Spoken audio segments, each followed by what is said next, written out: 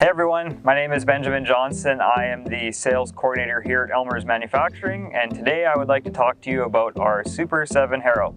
So the first thing that we're going to be discussing is the three primary functions of the Harrow. Number one, seedbed preparation. You can come out in the springtime and use the Harrow in the field. So this is really great, especially if you're in a high moisture area, to break up the surface of the dirt and get it nice and black where the sun can beat down and dry it out, which helps get you out to the field sooner. This also will level out any ruts or stuff that may be left over from fall time. Number two, fertilizer incorporation. The floater may come onto the field, and then you can come out with the Harrow and integrate that granular fertilizer into the soil. This also works really well in the liquid application to get the fertilizer and soil mixed, and then coming out with the seed, which then gives you optimal seed and fertilizer placement to allow your crop to germinate. And number three function of the Harrow is for residue management. This is really great to use during harvest time. Come out to the field, you have straw, you have some seed that goes through the combine that's left on the field. The Harrow can come out, mix that up, encourage that seed to germinate and die off in winter time so you don't have that in your field next year, and also reducing clumps or different things like that. The Harrow will grab a really nice level pass of your residue and spread it out so that you have a better field finish. Well, let's talk about item number two, which is going to be the construction of the Harrow and why it's built, how it is to achieve the jobs that we just talked about.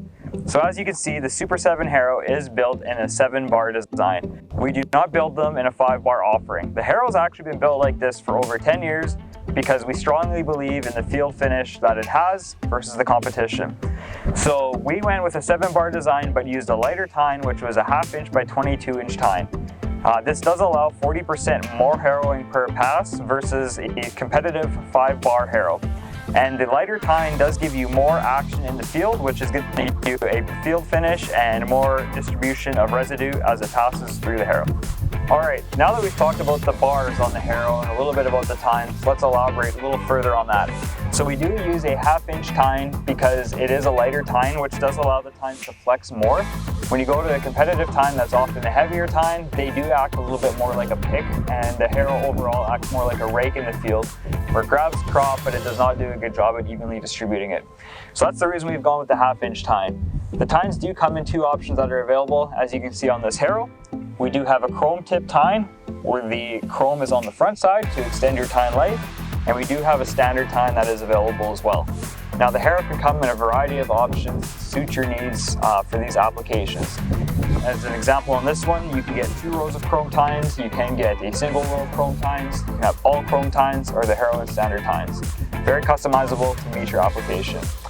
The other thing that we'll talk about while we're here too is the parallel links that are on the Harrow. Now that we've talked about the rows of bars and the tines on the Harrow, the last thing to talk about is the parallel links. So the links are the main point that attach the bar to the section of the Harrow and are equal in length on the Super 7. Now the reason this is important is there is equal force on the top and bottom part of the section, which allows the section to run level on the ground and engage all 7 rows of the tines to give you optimal finish. The thing that we want to talk about on the Super 7 Harrow is the 3-way adjustability. One important thing to note is that all of the adjustability can be done in cab from the tractor. So from the time that you pull onto the field to backing up and folding out the Harrow with the auto fold arms, everything can be done from in cab, so you never have to leave. As you can see on the Harrow, there is 3 gauges, which will tell you your different settings throughout the Harrow. Now these are all connected to hydraulics in the cab, so you can adjust your down pressure on the main bar.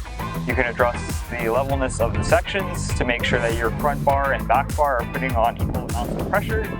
And the fourth thing that we're going to talk about is the variety of widths that you can get the Super 7 Harrow in. The smallest width would be available as a 50 foot, going up to a 70 foot, and then a 90 foot.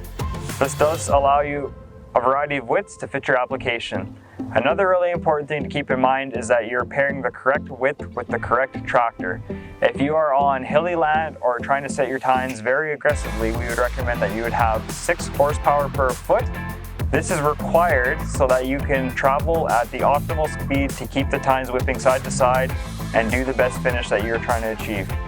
I really appreciate you guys taking the time with me today and hope that you were able to learn something about the Super 7 Harrow. Thank you.